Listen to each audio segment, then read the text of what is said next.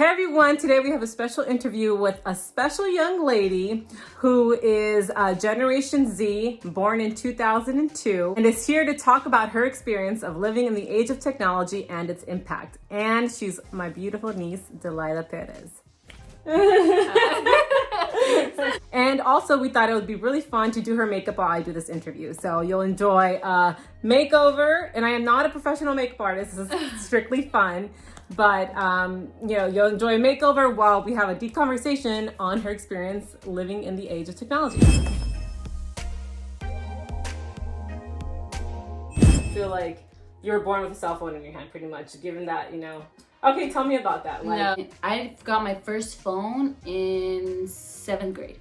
I remember I was so excited, but... And then when you got your phone, how do you think that... So in 7th grade, that's still a lot younger than my generation, right? Yeah.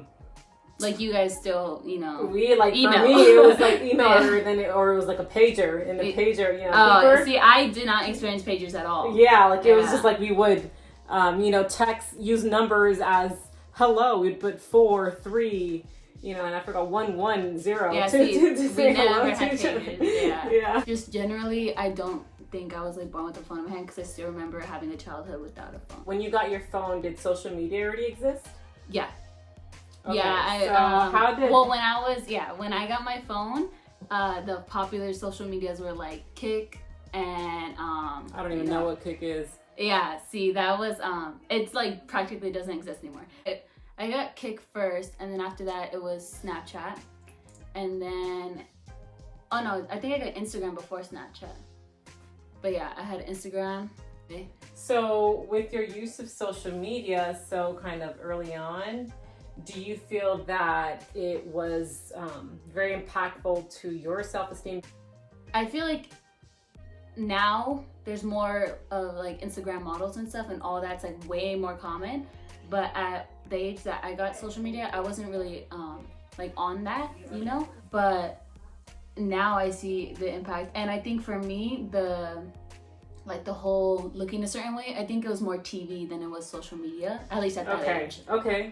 So at that age it was TV, and it's I don't think I could be in the movie if I looked like this, of stuff like that. And she is gonna have her own movie one day. Yeah. Hopefully. That's you personally, right? How do you think it affects your generation in general, your age, have you seen how social media has kind of affected your friends or people that you've observed? I have beautiful friends that tear themselves down all the time, and I'm just because of social media. Well, I'm sure no one's gonna be it's social media that's doing this to me, but obviously it's kind of common knowledge, and everyone, it's just where else are you getting it from? Mm-hmm. I think it definitely does, and it's it does, but you don't realize it is, so you'll say that stuff to yourself and you'll have those thoughts or something, and you won't realize that that's because of what you're feeding your mind. It's just subconscious thinking that you don't even realize is kind of wrong, you don't realize the torture you're putting yourself under. Do you think depression and anxiety is pretty prevalent in people of your kind of age group? Yeah, oh yeah, definitely. Because I think, the anxiety comes from it could be an overwhelming sensation of just overstimulation and having constant new information just over there. And depression can come from comparing yourself to others constantly. You're always seeing what other people are doing, and you're sometimes you're oh, I wish I could do that, or I wish I could look like that, I wish this, Yeah. So you're just constantly comparing yourself, so you're never good enough, right? Yeah. So that's a constant thought in people oh, I'm not good enough, or I could be better and stuff like that. Do you see technology as a positive or a negative thing? I think technology is good to an extent. Okay. So I think it's good for connectedness and just advancement, but when it comes to ethical limits kind of thing. So we're talking social media, but there's also technology and science and all kinds of other technology that sometimes is crossing the line between human and AI or supernatural stuff like that, and genetic engineering, like all kinds of stuff. And so does that stuff excite you or does it make you nervous? Both.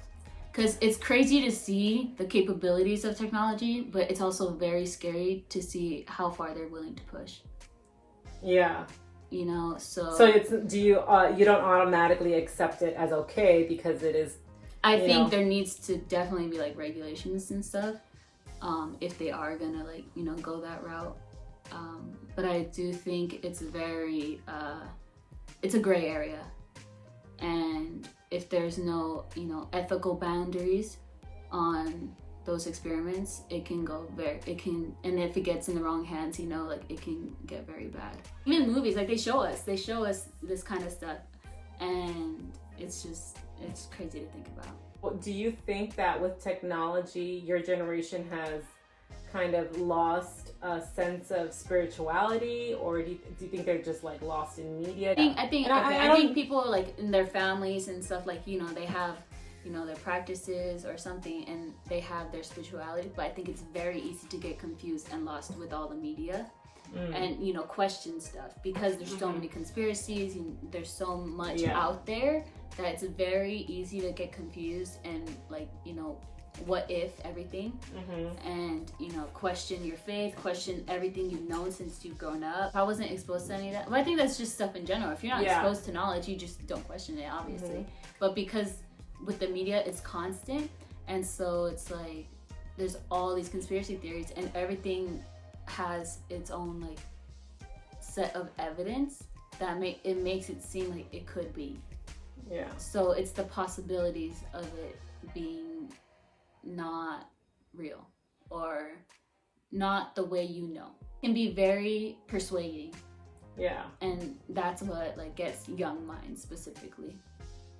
And especially like right now, so like a lot of young people tend to know more than their parents, especially with all technology. So it's easy to like question things, question what your parents taught you, because now you kind of know more than them, you know? Let me just do her eyeliner real quick. We'll be right back.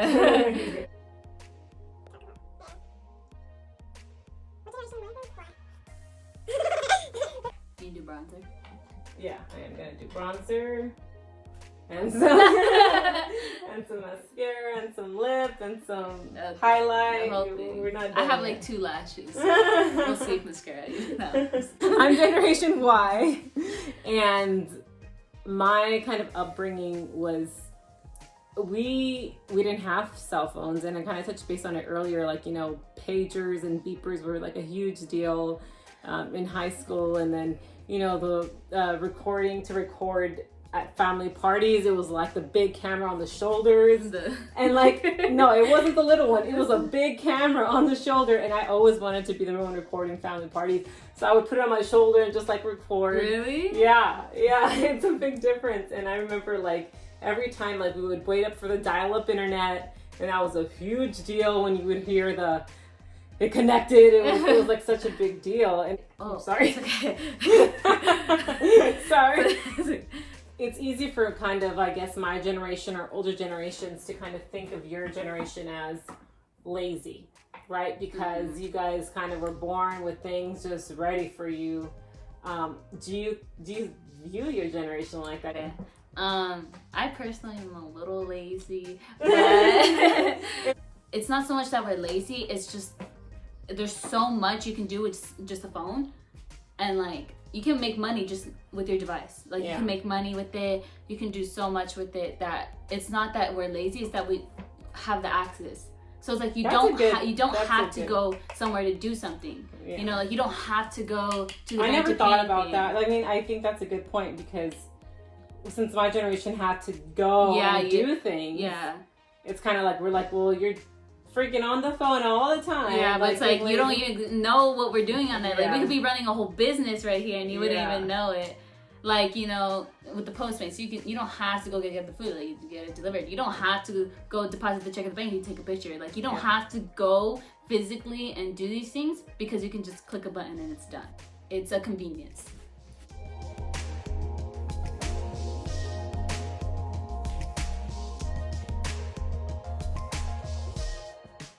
It's like hard to get off because you're addicted. it's very easy to get addicted to, you know, the technology and social media. Just like constant scroll, like, and you forget, like, it's just muscle memory at that point. It's like muscle memory. You know, you go, I've caught myself a few times where I'm just like scrolling. I'm like, okay, I have to stop. And I'm just like, oh wait, when am I gonna stop? You know?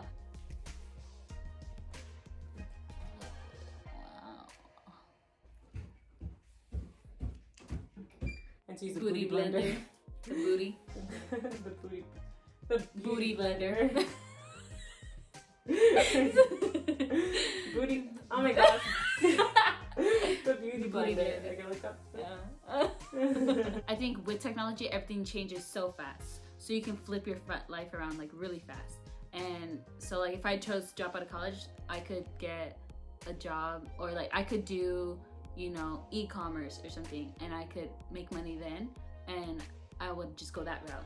So it's easy to switch paths. And so I think having commitment is very important. But I think also with social media, so it's like easy to it's easy to be fooled. And so like let's say someone did take that route, like they romanticize it, and so they don't really show the hard work of it.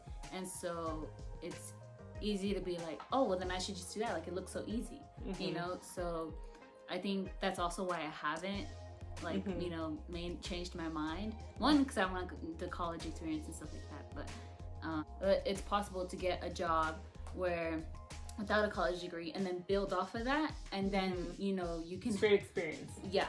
And you can probably be more profitable than if you did go to college and then get a job after. So a lot of people say it's a waste of time and money. Wow. Very smooth.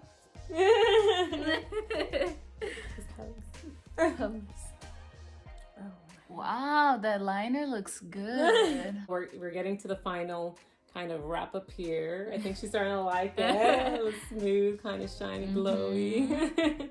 I guess my last question for you is, do you think that your generation is, you know, with the viewpoint people and perspective people have in a generation as the lazy kind of generation or whatever, do you think that your generation is going to be able to make some kind of impact or change in the world?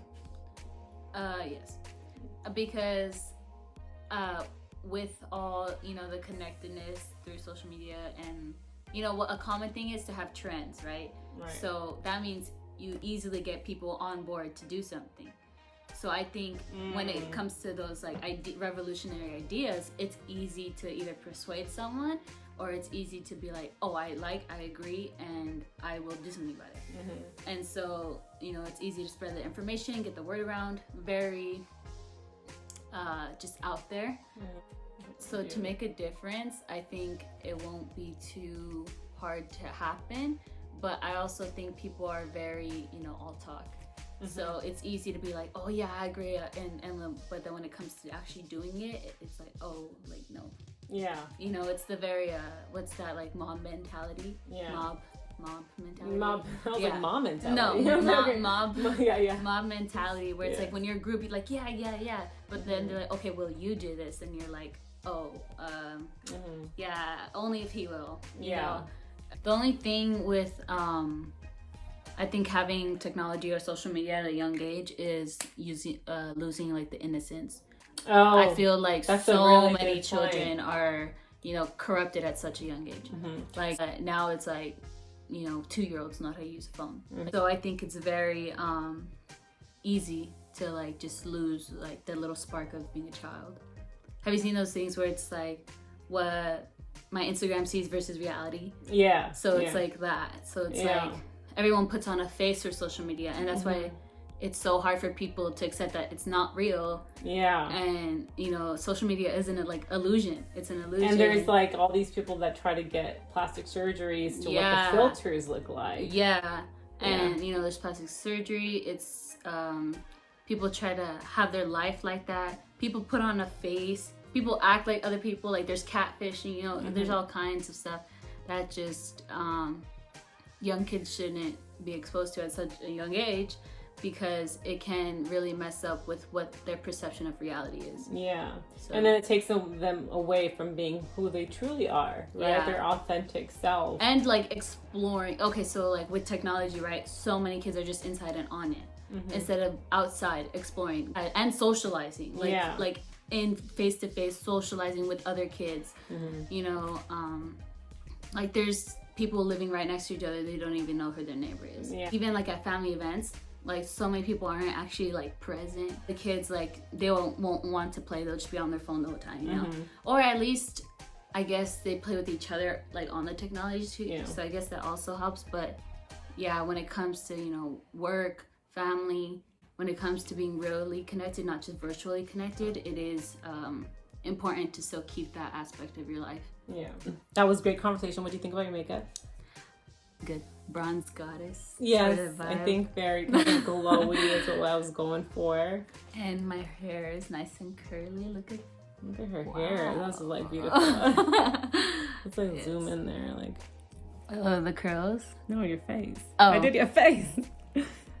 Face beat with the booty blender. Being on and having this conversation. Enjoyed this. It was Okay, fun. good. Yay.